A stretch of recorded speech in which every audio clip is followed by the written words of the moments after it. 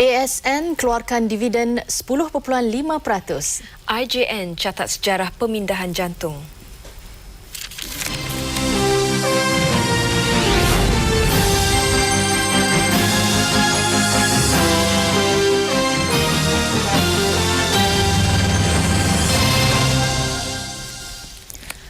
Pelabur Amanah Saham Nasional ASN akan menerima dividen sebanyak 10.5% bagi tahun 1997.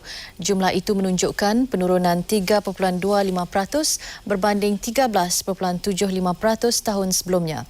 Kadar itu bagaimanapun lebih tinggi daripada dividen Amanah Saham Putra ASB iaitu 10.25% bagi tahun 1997 seperti yang diumumkan minggu lalu. Perkara itu diumumkan Pengerusi PNB Tan Sri Ahmad Sarji Abdul Hamid di Ibu Negara siang tadi. Menurutnya, skim ASN memperolehi keuntungan RM140.1 juta tahun ini berbanding RM317.98 juta tahun lalu. Katanya penurunan itu sejajar dengan kejatuhan dalam pasaran saham negara yang menyaksikan indeks komposit jatuh menjunam 56.03%. Dengan berasaskan pada keuntungan ini, maka pengurus-pengurus iaitu Syarikat Amanah Saham Nasional Berhad akan membayar dividen bersih selepas cukai berjumlah RM116.03 juta, iaitu berbanding dengan RM178.8 juta pada tahun 1996. Tambahnya RM116.3 juta diperuntukkan bagi pembayaran dividen berbanding RM178.8 juta tahun lalu. Pembayaran akan dibuat bagi terbitan 1,105 juta unit berbanding 1,300 juta unit tahun sebelumnya. Menurutnya, mulai 2 Januari tahun depan, yuran perkhidmatan sebanyak 5 sen akan dikenakan bagi urus niaga di bawah RM1 bagi satu unit ASN. Pelajar seberang laut yang terpaksa pulang kerana masalah keuangan berikutan kejatuhan ringgit akan ditempatkan di Institut Pengajian Tinggi Swasta IPTS tempatan. Menteri Pendidikan Datuk Seri Najib Razak bagaimanapun berkata, kemasukan mereka ke IPTS bergantung kepada prestasi pelajaran mereka ketika di luar negara. Kalau mereka menghadapi masalah dan terpaksa balik, dan kita akan beri pertimbangan yang sebaik mungkin untuk menempatkan mereka di IPTS di sini. Tambahnya, perbincangan akan dibuat dengan pihak IPT terbabit mengenai syarat kemasukan berdasarkan prestasi pelajaran mereka pada peringkat tahun pertama dan kedua yang dilaksana di luar negara. Dalam pada itu, Datuk Seri Najib berkata, kementerian sedang mengawasi harga makanan di kantin sekolah bagi memastikan peniaga tidak menaikkan harga sewenang-wenangnya. Tak tahulah, kita kena pertahankan dululah sebab saya tak nak bebankan para pelajar. Beliau sebelum itu menyampaikan hadiah kepada pemenang pertandingan menulis esei di Ibu Negara. Pertandingan anjuran bersama Persatuan Pertubuhan Bangsa-Bangsa Bersatu, UNAM, Program Pembangunan PBB, UNDP, Wetlands International dan Kementerian Pendidikan. Kerajaan akan menyalurkan maklumat penting tentang Islam melalui internet bagi menjelaskan salah faham mengenainya. Menteri di Jabatan Perdana Menteri Datuk Dr. Abdul Hamid Osman berkata langkah itu perlu kerana Islam sering disalah tafsirkan, terutama di Barat. Orang yang tak ikhlas atau musuh-musuh Islam membawa fikiran-fikiran yang tak betul dalam Islam dimasukkan dalam internet. Dan tafsiran mereka tak betul kerana bias dan tidak committed kepada Islam. Jadi kerajaan telah menyusun bagi menjawab perkara-perkara yang salah ini. Menurutnya, kerajaan bekerjasama dengan Pusat Islam, Institusi Pengajian Tinggi dan Badan Penyelidikan seperti Institut Kefahaman Islam IKIM bagi menerangkan perkara sebenar. Beliau berkata demikian pada sidang media di Majlis Pelancaran Perisian Peringatan Waktu Sembahyang melalui internet di Subang Jaya hari ini. Perisian azan reminder ciptaan Sekretariat Teknologi Maklumat UMNO bahagian Subang adalah yang pertama di dunia. Ia mengambil masa 1 bulan untuk disiapkan. Dengan menggunakan perisian itu, waktu solat akan tertera di komputer mengikut jadual yang ditetapkan. Setakat ini penggunaannya terbatas di Kuala Lumpur dan Selangor sahaja. Kerajaan Negeri Sarawak mengumumkan rombakan kabinet besar-besaran yang berkuat kuasa 2 Januari depan.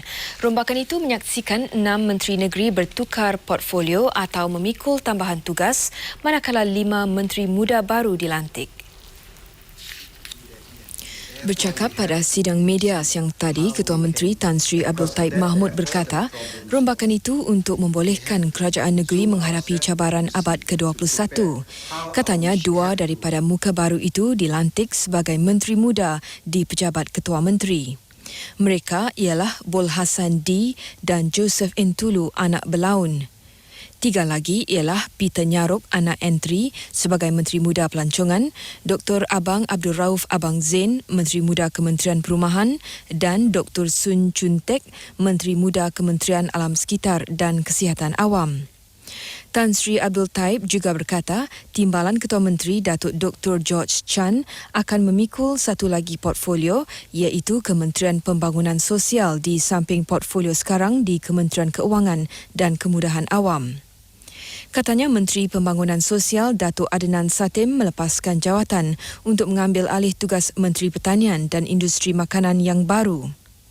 Timbalan Ketua Menteri Tan Sri Alfred Jabu yang juga Menteri Pertanian dan Pembangunan Luar Bandar kini menerajui Kementerian Tanah dan Pembangunan Luar Bandar.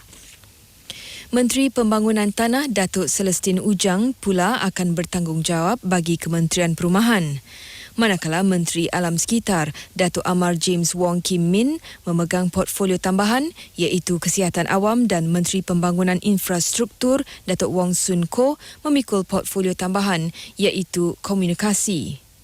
2 yang mengekalkan portfolio masing-masing ialah Menteri Pembangunan Industri Datuk Abang Johari Tun Abang Openg dan Menteri Pelancongan Dr. James Masing. Pada sidang media yang sama, Tan Sri Abdul Taib turut mengumumkan penubuhan 3 majlis khas untuk mengawal selia semua kementerian. Ia adalah Majlis Ekonomi, Majlis Pembangunan Sosial dan Urbanisasi serta Majlis Pembangunan Sumber Manusia. Jelas Tan Sri Abdul Taib lagi, rombakan Kabinet Negeri kali ini menumpukan 3 aspek utama, iaitu pembangunan industri, kemajuan sosial, proses urbanisasi yang teratur serta pengurusan sumber air.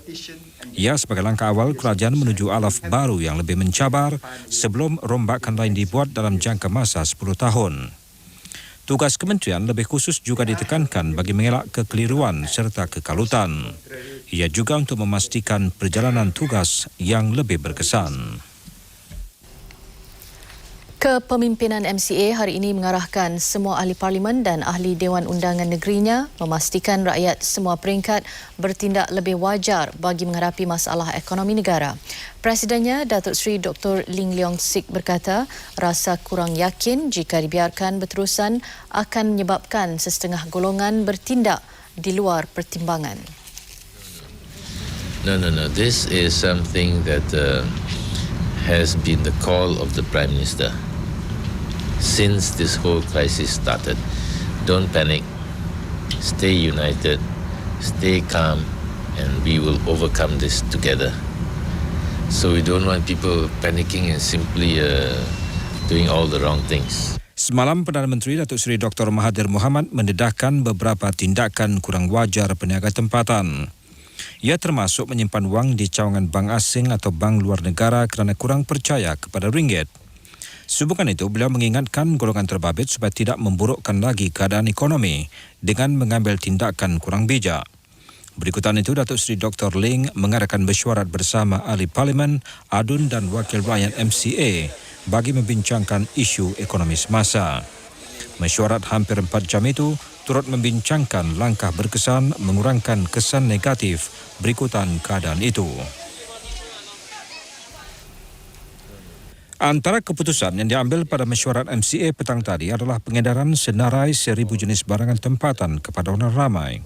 Usaha itu dijalankan bersama Jabatan Telekom dan Pos dan akan dilaksanakan secepat mungkin. Saya percaya bila kita telah mengedarkan all these pamphlets to them, they will know exactly what is made in Malaysia and where are the shops where they can buy.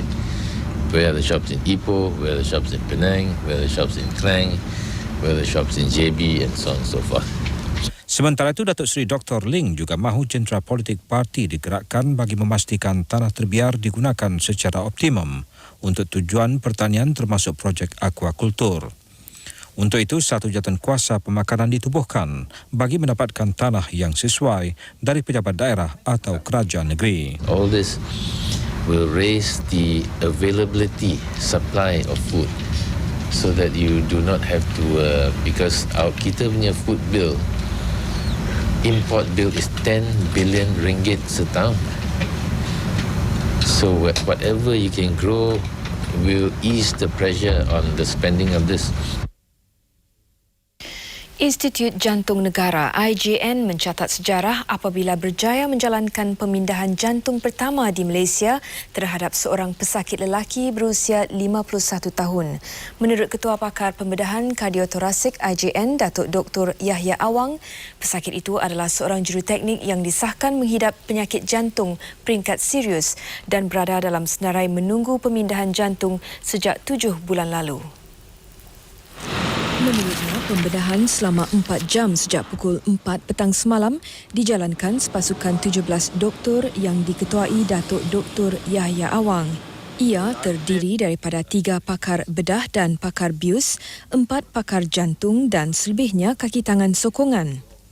But we had been preparing for this for the last 2 years and we were glad that everything went smoothly as expected. Tambahnya, pesakit itu menunjukkan kemajuan yang baik dan sudah sedarkan diri serta mampu bernafas sendiri. Dia kini ditempatkan dan diawasi di unit rawatan rapi.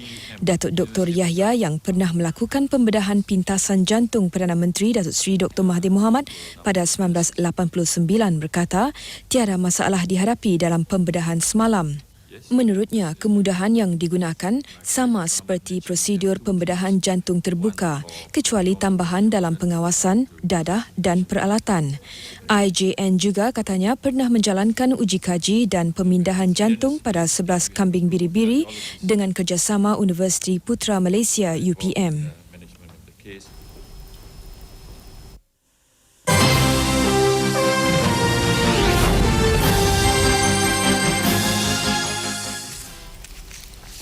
Kenaikan harga daging di pasaran tempatan tiada kaitan dengan kekurangan bekalan terutama yang diimport dari India. Menteri Pertanian Datuk Dr. Sulaiman Daud berkata Jabatan Pertanian sudah meluluskan kuota melebihi 200 kontena bagi mengimport daging dari 6 negara pengeluar khususnya India. Bagaimanapun kuota itu tidak dipergunakan sebaiknya oleh pengimport yang hanya mengimport 150 kontena daripada jumlah yang diperuntukkan. Sehubungan itu, beliau berkata permintaan bagi tambahan permit import daging kepada rumah penyelembihan di India tidak timbul sama sekali. Setakat ini, Malaysia memperolehi bekalan daging lembu dari 144 rumah penyembelihan di 13 negara.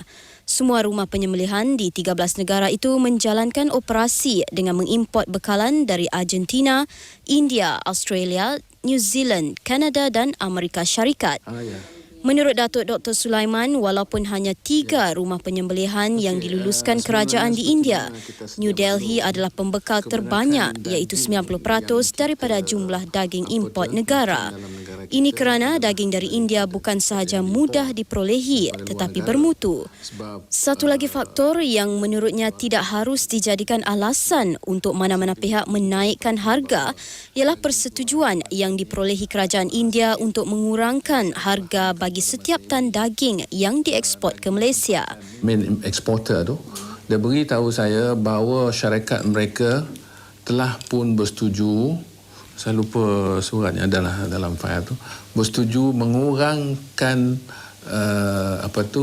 harga daging mereka $100 Amerika tiap-tiap 1 tan. Ini bermakna kurang lebih 37 sen, I think, 1 kilo. Semalam, Menteri Perdagangan Dalam Negeri dan Hal Ehwal Pengguna, Datuk Seri Megat Junid Megat Ayub meminta Kementerian Pertanian mengeluarkan lebih banyak permit import daging kepada rumah penyembelihan di India. Ia bagi membolehkan lebih banyak daging lembu India diimport dan sekaligus mengatasi masalah kenaikan harga bahan itu di pasaran tempatan. Semalam juga a few importers jumpa saya. Dia orang bersedia untuk import daging ini kalau diberi peluang kepada importers lain di India dengan harga $200 cheaper per metric ton. Dalam pada itu, tinjauan kami di pasar serta kedai di beberapa negeri mendapati harga barangnya berbeza-beza mengikut kawasan serta jenis barangan. Tinjauan kami di Pasar Shah Alam dan Petaling Jaya menunjukkan perbezaan harga yang agak ketara. Bagi sayur-sayuran, perbezaan harga adalah antara 10 dan 50 sen sekilogram. Manakala bagi ikan pula, harganya menunjukkan perbezaan yang ketara iaitu antara 1 dan 5 ringgit sekilogram. Tak tahulah, saya tak tahu pasal bro dia orang kasih punya harga, kita jual lah. Kadang-kadang murah saya pun tak tahu macam mana dia orang kasih. Kalau mahal saya pun tak tahu apa macam dia orang kasih. Bila kita tanya dia cakap sayur banyak, kasih murah. Banyak sikit sayur, kasih mahal. Keuntungan dalam sekilonya saya boleh ambil dalam 50 sen saja. Sekarang harga ikan naik? Harga ikan ni sebenarnya tak tentu. Kadang-kadang naik, kadang-kadang turun. Itu masalah dia. Sebabnya kadang-kadang ikan tu ada, kadang-kadang tak ada. Macam tu lah. Di Sabah, kenaikan harga barangan begitu dirasai di Kota Kinabalu. Tinjauan kru kami di Pasar Besar Kota Kinabalu mendapati kebanyakan harga barangan meningkat. Harga ayam bersih kini dijual RM6 sekilo berbanding RM5.80 sekilo sebelum ini. Manakala harga ayam ladang dijual RM5 sekilo berbanding RM4.80 bulan lalu. Bawang merah dan bawang putih pula dijual RM6 sekilo dan telur ayam grade C berharga 20 sen sebiji. Yang bersih itu RM6 sekilo kami jual. Yang hidup RM5. Yang ayam kampung RM12 1 kilo betina. Macam naik itu harga telur kan kami pun mau kasih macam kalau naik 50 sen paling-paling kami ambil untung dia 20 sen saja supaya customer pun tidak lari. Kalau kami beli 50 sen kan begitu kami jual 60 sen untung 10 sen lah. Dalam pada itu, bahagian penguatkuasa Kementerian Perdagangan Dalam Negeri dan Hal Ehwal Pengguna berjaya merampas lebih 510 kampit tepung gandum yang disimpan tanpa permit dalam 2 serbuan berasingan di Ibu Negara hari ini. Dalam serbuan pertama di sebuah premis di Jalan Kelang Lama, sejumlah 260 kampit dirampas. Berikutan rampasan ini, pegawai penguatkuasa membuat satu lagi serbuan di sebuah premis di Jalan 21 Petaling Jaya dan menemui 250 kampit tepung gandum. Menurut pengarah bahagian penguatkuasa kementerian berkenaan, Badrul Ahmad, peniaga terbabit akan dihadapkan ke mahkamah kerana menyimpan tepung tanpa permit. Dia akan didakwa mengikut Seksyen 21 Akta Kawalan Bekalan 1974. Sabit kesalahan boleh didenda sehingga RM15,000 atau 2 tahun penjara atau kedua-duanya sekali. Kementerian Pembangunan Luar Bandar memberi jaminan potongan perbelanjaan RM160 juta tahun depan tidak menjejaskan program pembangunan rakyat termiskin PPRT. Menterinya Datuk Anwar Musa berkata ini kerana pemotongan tidak membabitkan peruntukan untuk PPRT dan projek jalan kampung. Beliau merasmikan kursus motivasi dan keusahawanan pemuda dan wanita UMNO peringkat bahagian di Kampung Perul, Kelantan. Menurutnya, pemotongan 18% itu adalah sebahagian daripada RM980 juta yang diperuntukkan kepada kementerian itu tahun depan. Antara projek yang dikenal pasti terbabit dalam pemotongan itu ialah pembinaan pusat kegiatan masyarakat seperti bangunan baru Taman Bimbingan Kanak-kanak serta lawatan ke luar negeri. Selain itu, peruntukan projek bekalan elektrik di Sabah dan Sarawak yang dicadangkan membabitkan kos RM50 juta akan dikurangkan kepada RM10 juta. Kita akan gunakan konsep empowerment di mana peruntukan diberikan kepada JKK atau jawatan kuasa tertentu, hatta juga NGO, dan mereka akan membina berkonsepkan gotong royong. Seperti mana mereka bina musalla ataupun madrasah di kampung. Jadi kita menjimatkan perbelanjaan, membuat plan, proses tender dan perbelanjaan pengurusan. Kabinet bersetuju menawarkan harga benih yang murah kepada petani. Menteri Pertanian Datuk Dr. Sulaiman Daud berkata, kerajaan juga bersetuju menambah subsidi baja kepada petani. Menurut beliau, kerajaan bersetuju menawarkan harga benih padi pada kadar RM1 setiap kilogram berbanding harga sepatutnya yang 15 hingga 20% lebih tinggi. Namun Datuk Dr. Sulaiman berkata kaedah yang lebih sesuai ialah petani terbabit mengerjakan sawah secara usaha sama. Melaluinya, petani secara tidak langsung mampu menambah produktiviti, menerusi jumlah kawasan yang lebih luas serta mampu mengurangkan kos pengeluaran. Kalau kita nak meningkatkan pendapatan para petani, ia tak ada pilihan lain selain daripada kita menambahkan holding dia tu. Kawasan yang dipunyai oleh seorang petani mestilah bertambah. Pada masa ini, kalau tak salah ingat saya, hitung panjang, seorang petani padi kurang lebih 4 ekar saja kalau tak salah ingat saya. Serentak dengan langkah kerajaan itu, petani di kawasan Lembaga Kemajuan Pertanian Muda, MADA, Kedah dinasihatkan tidak bertindak di luar batas perundangan sehingga boleh memburukkan keadaan.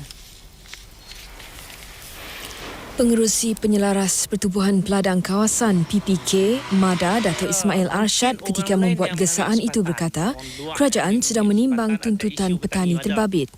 Serentak itu, katanya, adalah tidak wajar petani berkenaan mengancam mengadakan tunjuk perasaan seperti yang dilaporkan sebelum ini. Timbalan Perdana Menteri akan turun pada 22 bulan pukul 11 pagi untuk bincang dengan kita Jawatankuasa Penyelaras Pertubuhan Peladang MADA dan akan membuat pengumuman sesuatu. Beliau kesal dengan laporan kemungkinan petani mengadakan tunjuk perasaan di depan kompleks MADA di Tunjang esok. Katanya tindakan itu mungkin dirancang pihak luar yang cuba mengambil kesempatan di atas masalah petani.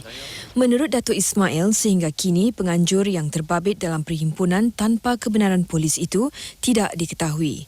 Serentak itu, beliau menasihati petani supaya menghindari daripada menyertai perhimpunan itu. Sementara itu, tinjauan kru Kamis yang tadi mendapati kawasan yang dirancang untuk tunjuk perasaan lengang dan petani mendakwa tidak tahu mengenainya. Malah pengerusi Pertubuhan Peladang Kawasan PPK Tunjang, Ahmad Malim, mendakwa tidak tahu siapa penganjur serta motif perhimpunan itu. Ini tapi kita tak tahu siapa. Kemudian ketua-ketua unit kita dalam kawasan kita ada 17 ketua unit. Kita bagi tahu semua. 17 orang ni kita beritahu, suruh beritahu anak buah dia supaya jangan ambil campur. Ya, sebenarnya rancangan ni saya apa petani tempatan pun tak tahu yang sebenarnya. Sebab kita tengok, kita tahu rancangan ni akan demonstrasi ni akan melalui poster. Dalam pada itu, anggota Dewan Undangan Negeri Kawasan Siputih Abu Hassan Sharif menasihatkan petani supaya tidak menyertai perhimpunan itu. Saya dah bagi penjelasan. Kerajaan negeri dan juga kerajaan persekutuan senantiasa memberi perhatian kepada keseluruhan masyarakat tani yang ada di pangkat kampung. Jadi lebih baik kita buat apa yang kita nak buat ni mengikut saluran-saluran yang telah pun ditetapkan. Harga saham di Bursa Saham Kuala Lumpur ditutup rendah. Indeks komposit naik 1.18 mata kepada 578.76, manakala indeks perusahaan susut 3.13 mata kepada 1099.32. Sejumlah 179.996 juta saham bernilai 490.519 juta ringgit diurus niagakan. Pada penutup, kaunter rugi mengatasi untung 463 berbanding 208, manakala 130 kaunter lagi diniagakan tidak berubah.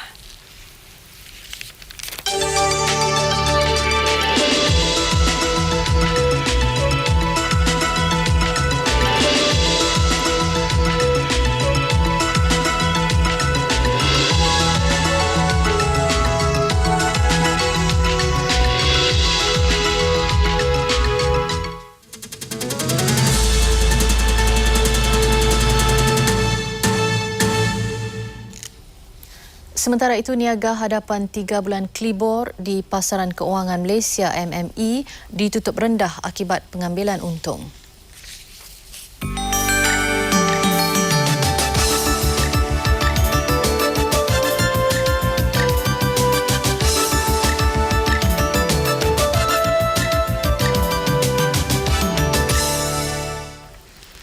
Di pasaran tukaran asing, ringgit ditutup rendah berbanding dolar Amerika sejajar dengan kelemahan won Korea dan yen Jepun. Disenaraikan nilai ringgit berbanding beberapa mata wang utama dunia.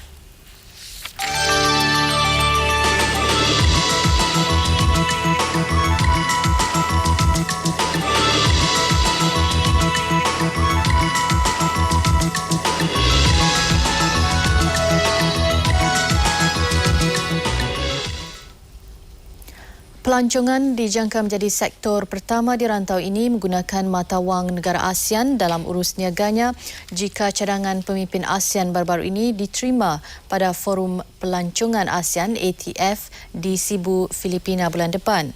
Menteri Kebudayaan, Kesenian dan Pelancongan Datuk Sabarudin Cik berkata Malaysia akan mengemukakan cadangan itu jika Sekretariat ATF tidak memasukkannya sebagai agenda forum tahunan itu. Beliau menyampaikan panduan pelancongan Kuala Lumpur kepada pengusaha dan pemandu teksi sekitar Lembah Klang di Ibu Negara pagi tadi. Menurutnya, sebagai permulaan, kerajaan akan meminta kerjasama pengusaha hotel di negara ini menerima semua mata wang asing yang diiktiraf bagi pembayaran. Ia sebagai kemudahan tambahan untuk menggalakkan pelancongan di negara ini selain membawa masuk pelbagai tukaran mata wang asing. Mereka boleh menerima di dalam currency, foreign currency, boleh menerima. Charges dia masih lagi dalam ringgit. Tapi kalau orang bayar dalam foreign currency tidak apa. Pada persidangan kemuncak tidak rasmi ASEAN di Ibu Negara baru-baru ini, pemimpin ASEAN mencadangkan negara anggota menggunakan mata wang sendiri dalam urusan perdagangan di rantau ini. Ia bagi mengurangkan kesan kejatuhan nilai mata wang mereka berbanding dolar Amerika Syarikat. Pusat Pemeriksaan Kenderaan Berkomputer Sendirian Berhad Puspakom akan memperhebat khidmat runding cara penjagaan dan penyelenggaraan kenderaan persendirian bagi mengurangkan kadar kemalangan jalan raya. Sehubungan itu, kempen pemeriksaan kenderaan sempena balik kampung diadakan di beberapa pusat beli belah di Lembah Klang hari ini. Kempen yang berkonsep roadshow itu diharap dapat menyedarkan pemilik kenderaan pentingnya penjagaan dan penyelenggaraan bagi mengelak kerosakan serius pada kenderaan. Menurut Ketua Pegawai Eksekutif Puspakom, Salamat Wahid, pemeriksaan yang dijalankan dalam kempen itu ringkas dan menumpukan kepada asas keselamatan kenderaan. Ya, sekarang ni adalah pengenalan yang mana melibatkan beberapa cek 3 macam ujian di sini, iaitu RM20. Jadi iaitu menguji brek, tinted glass, keadaan kenderaan keseluruhan dan juga smoke testing lah.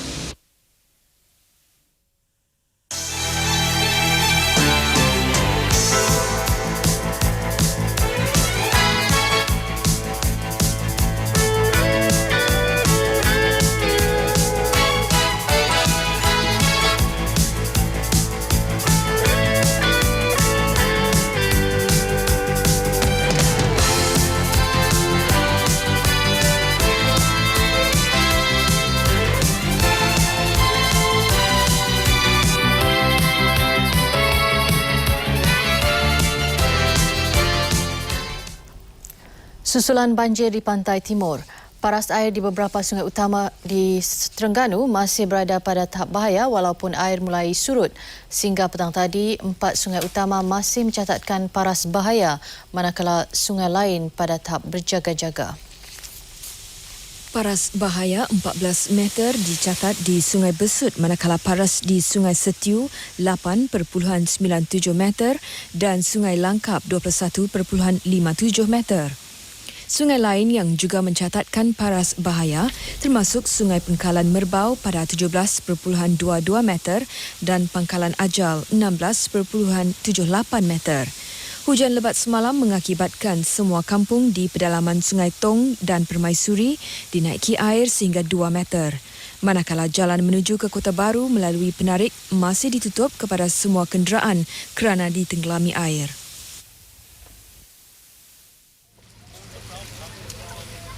Di Shah Alam lain pula ceritanya, akibat sistem perparitan yang kurang sempurna berikutan projek perumahan berhampiran, penduduk kawasan perumahan Bukit Rimau terpaksa mengharungi banjir kilat. Hujan sejam petang semalam menyebabkan kawasan ini dinaiki air 0.5 meter dan keadaannya masih tidak berubah ketika kru kami membuat tinjauan tengah hari tadi. Ketika ini, Sekolah Kebangsaan Bukit Naga dijadikan tempat pemindahan oleh Majlis Perbandaran Shah Alam sekiranya keadaan bertambah buruk. Banjir ini memang tak pernah terjadilah. Ada jadi pun dia cepat surutlah. Mayat pemuda Myanmar yang lemas ketika mandi di pantai Kampung Cacar, Pakar Dungun semalam dijumpai pukul 4 petang tadi. Ia terdampar di pantai 6 km dari tempat beliau mandi bersama seorang rakan yang turut lemas. Ko Naing Tut, 30 tahun, tenggelam selepas dipukul ombak besar ketika berenang bersama rakan sebayanya Kezeya. Kezeya berjaya ditarik ke tepi oleh beberapa rakan lain. Bagaimanapun, dia disahkan mati sebaik tiba di Pusat Kesihatan Pakar pukul 6.15 petang semalam. Menurut rakan mereka, Ted Aung, 27 tahun, mereka berada di dalam air pada paras 1 meter apabila dipukul ombak besar. Itu jam kita terung, itu air Taranai. Taranai itu setengah jam lagi lama sikit ya, air Suranai. Saya pun tak nampak. Saya punya kawan punya saya dengar dia pun sudah jauh. Sementara itu, Ketua Polis Daerah Dungun, Penguasa Zakaria Abdul Hamid berkata, gerakan mencari dijalankan sejurus selepas menerima laporan. Barang kemas bernilai hampir RM250,000 lesap dalam satu rompakan bersenjata di sebuah kedai emas di Pasaraya Kota Mas, Air Keruh, Melaka pagi tadi. Kejadian berlaku pukul 11.30 pagi. Menurut Ketua Jabatan Siasatan Jenayah Melaka Tengah, Timbalan Penguasa Ramli Mat Arsyad, ketika kejadian tiada pelanggan di kedai terbabit kecuali 5 pekerjanya. Sejurus memasuki kedai emas ini, perompak terbabit yang memakai topi keledar mengacu sepucuk pistol. Mereka kemudian mengarahkan pekerja kedai emas ini memecah cermin pameran sebelum mengaut dan memasukkan barang emas berkenaan ke dalam beg.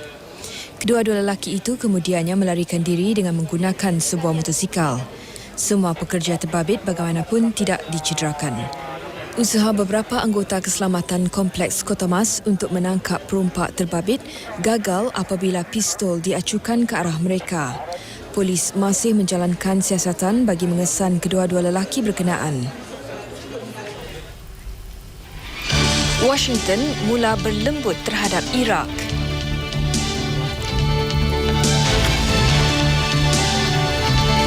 Penyokong Putra Ranarib bertempur dengan tentera kerajaan.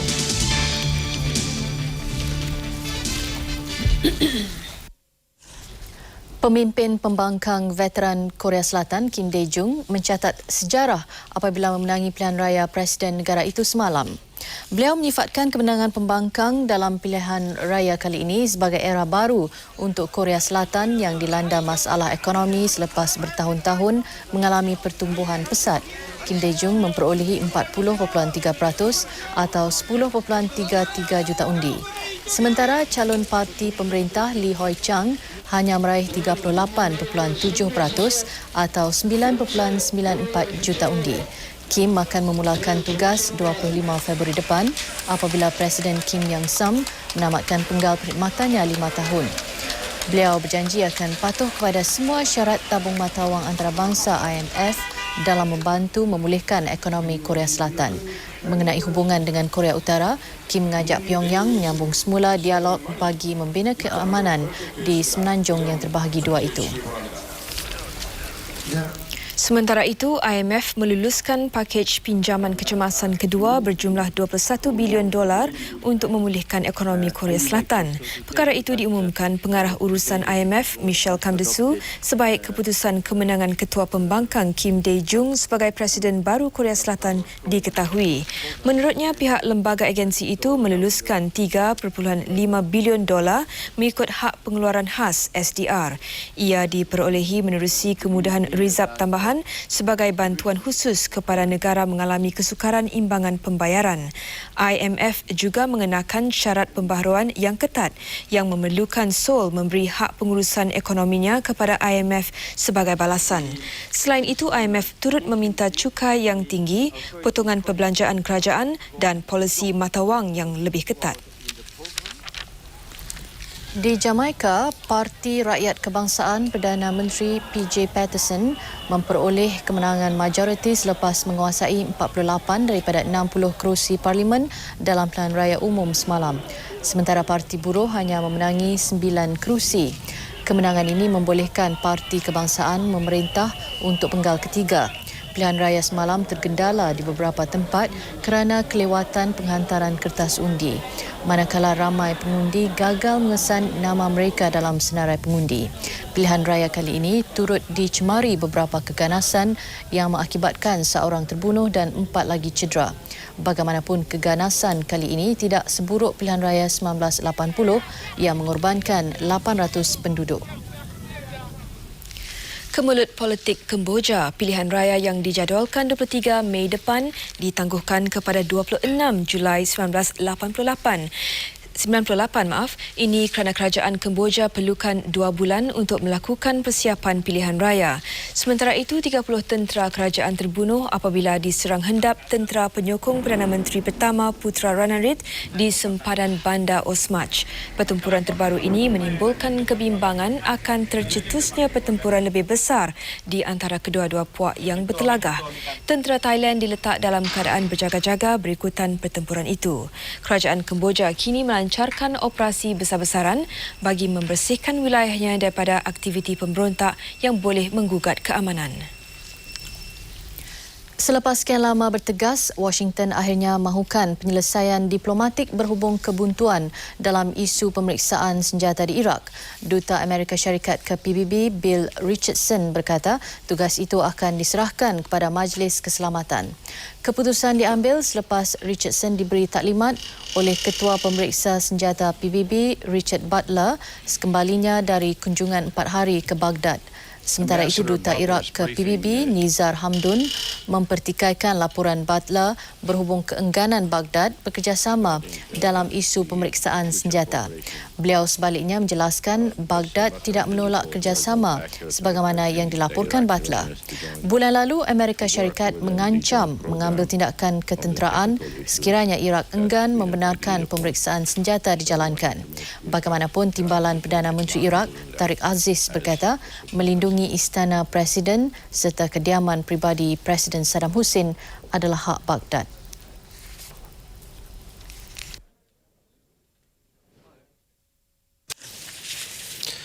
Debaran terus memuncak bagi peminat bola sepak tanah air menjelang perlawanan akhir Piala Malaysia malam esok.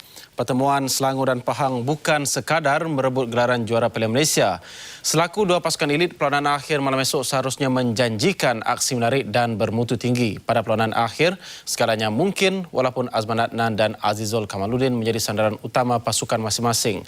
Namun berita resah bagi Selangor kerana Azman ditimpa kecederaan. Memang Azman dan Azizul saudara bakal menjadi perhatian khusus Barisan Pertahanan. Di sinilah kebijaksanaan kedua jurulatih Steve Weeks dan Jurgen Larsson mengatur strategi mengalih tumpuan lawan terhadap ayam tambatan masing-masing. Mengimbas laluan ke perlawanan akhir, kemantapan barisan tengah nyata menjadi kunci kekuatan Pahang. Kalau kita tengok dari segi sebelah pasukan Pahang pula, kita ada George Butt dengan Azizul. Kedua ni berganding bau dengan begitu baik dalam Piala Malaysia yang lepas, dan kita selalu mendengar Azizul menjaringkan gol.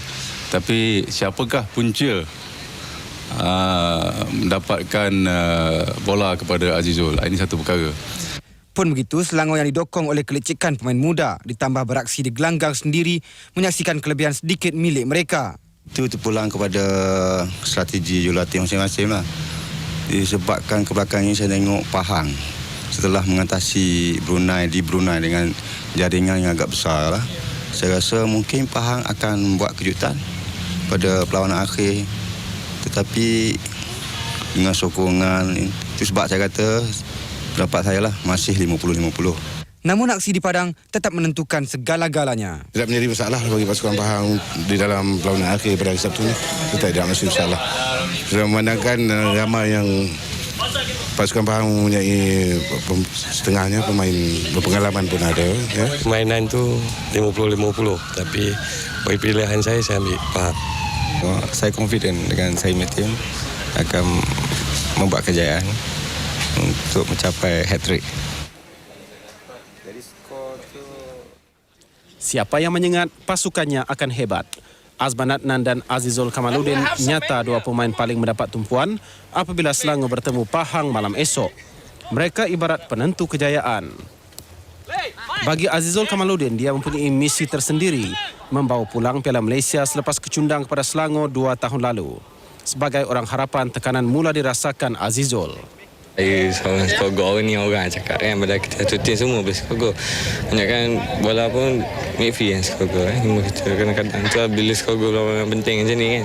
Bila orang agak sangat kat saya kan, jadi beban lah tengok besok. Azman pula terus mencari nikmat menjulang Piala Malaysia. Begitupun mungkin berita malang bagi Selangor. Kedudukan Azman masih samar kerana kecederaan buku lali yang menimpanya semalam. Helah atau malang, faktor kedudukan Azman menambah suspend pertemuan di Stadium Shah Alam. Jika diturunkan, Azman berjanji memberi yang terbaik. Pasukan tak bergantung pada individu. So, saya rasa satu pasukan main peranan untuk kejayaan. Dengan sokongan peminat, malam esok insya-Allah kita cuba lakukan. Sementara itu, jurulatih Pahang Jurgen Larsen mahu pasukannya bermain seperti biasa. I cannot change my way of playing football, and we must do the best. To try to change because of other teams, I never do. Never. No. I keep our own style and just hope we are good enough. Jurulatih Selangor Steve Wicks pula menghormati lawan mereka. Menurutnya, Selangor dan Pahang wajar bertemu untuk memakai mahkota Piala Malaysia musim ini. Sementara itu, pengurusan kedua-dua pasukan menjangkakan pertemuan seimbang malam esok. Pengurus Pahang, Datuk Dr. Yusof Ali tidak menganggap kelebihan bagi Selangor kerana beraksi di gelanggang sendiri. Sebaliknya, medan perjuangan malam esok bergantung kepada kekuatan pemain muda masing-masing. I think we have a very fair game tomorrow, very fair. Selangor got a lot of youngsters and we do have a lot of youngsters. So tomorrow probably there will be a match between youngsters and some guidance from the old players.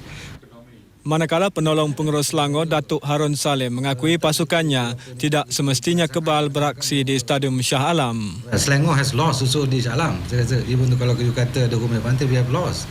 Jadi saya rasa the pitch is even. I think the ball is going to be an even game. Saya rasa. Perlawanan akhir malam esok nampaknya seperti mengimbas pertemuan menarik Selangor Pahang pada 1983 dan 84. Ia terbukti apabila semua 71,000 tiket untuk perlawanan malam esok telah habis dijual petang tadi. Inilah kali pertama dalam sejarah Piala Malaysia tiket habis dijual sehari sebelum perlawanan akhir. Untuk itu, peminat bola sepak diminta supaya tidak datang ke Stadium Shah Alam untuk membeli tiket pagi esok. 71,000 tiket dicetak dengan harga RM20 untuk dewasa dan RM5 bagi kanak-kanak. Jualan tiket dijangka menghasilkan RM1.4 juta kepada Persatuan Bola Sepak Malaysia FAM. FAM menasihatkan peminat menyaksikan perlawanan menerusi siaran secara langsung di TV3. Di Kuantan, penyokong Pahang pula nyata kecewa kerana tidak dapat membeli tiket. Ramai penyokong-penyokong Pahang yang tidak dapat tiket kerana di Kuantan dia dah habis jual. Jadi ada 5-6 buah bah yang tidak ada tiket. Mungkin bukan satu kelaman tapi mungkin satu kesilapan. Tak sepatutnya tiket boleh habis macam ni. Mungkin saya rasa ini satu iktibar supaya di tahun-tahun yang akan datang perkara macam ni tak ulang lagi. Tetapi walau bagaimanapun doa akan tetap mengiringi skuad Pahang ke Kuala Lumpur, ke Shah Alam. 10,000 tiket diagihkan kepada Persatuan Bola Sepak Negeri Pahang PBNP. Berpantun juga menambah keseronokan penyokong menjelang pertemuan pasukan mereka malam esok. Ternyata penyokong Pahang tidak kurang hebatnya dengan menjawab pantun yang dijual penyokong Selangor menerusi buletin utama semalam. Terlebih dahulu kami meminta penyokong Pahang dan Selangor tidak terlalu taksub malam esok. Biarlah seloka pantun tidak lebih sekadar menambah kemeriahan perlawanan akhir. Untuk itu malam ini kami memberi giliran penyokong Pahang menjawab pantun bagi mengiringi cabaran pasukan mereka. Kami penyokong Pahang nak menjawab balik soalan pantun daripada negeri Selangor. Okey. Bukit Kuantan ke Bukit Sagu. Singgah membeli si ikan tapa. Kalah menang belumlah tahu. Sudah lihat amuk Tok Gajah. Lagi satu. Mudik ke hulu berkayuh bergalah. Membawa keris tombak pusaka. Gajah mengamuk melintang patah. Membawa pulang piala Malaysia. Ternyata sokongan untuk skuad Pahang kali ini lebih ketara berbanding pengalaman mereka pada perlawanan akhir 1995. Pantun bang. Dan ini pula mengenai keselamatan. Selain memastikan kelancaran lalu lintas, Polis Shah Alam turut memberi jaminan kawalan keselamatan menyeluruh, baik di dalam maupun di luar stadium ketika perlawanan berlangsung. Bagaimanapun, ciri paling penting ialah kerjasama peminat agar mematuhi arahan polis trafik. Tempat duduk serta kawasan letak kereta dihaskan untuk penyokong kedua-dua pasukan bagi mengelakkan kejadian tidak diingini. Penyokong Pahang dinasihatkan meletak kenderaan di utara stadium serta berhadapan makro. Ia bagi memudahkan urusan keluar masuk penyokong Pahang di kawasan kuadran A dan kuadran B. Manakala kenderaan penyokong Selangor ialah di sebelah timur untuk keluar masuk di kuadran B dan kuadran C stadium. Selain itu, penyokong dinasihatkan datang awal serta berkongsi kenderaan bagi mengurangkan kesesakan. We have ample security personnel outside. We have posted a lot. We will be posting a lot of personnel outside to look into the security or safety of cars and motorcycle and so on. Sekian saya mensukan malam ini. Jangan lupa secara langsung Piala Konfederasi FIFA di TV3 jam 11.50 malam nanti. Kembali bersama Zalina dan Ezzah seketika nanti. Salam hormat dan selamat malam. Ya, buletin utama nampaknya berakhir di sini. Dan sebagai penutup dipaparkan visual gelagat lucu haiwan di Zoo Florida, Amerika Syarikat apabila menerima hadiah menjelang Christmas daripada Santa Claus. Dengan itu, salam hormat dan selamat malam.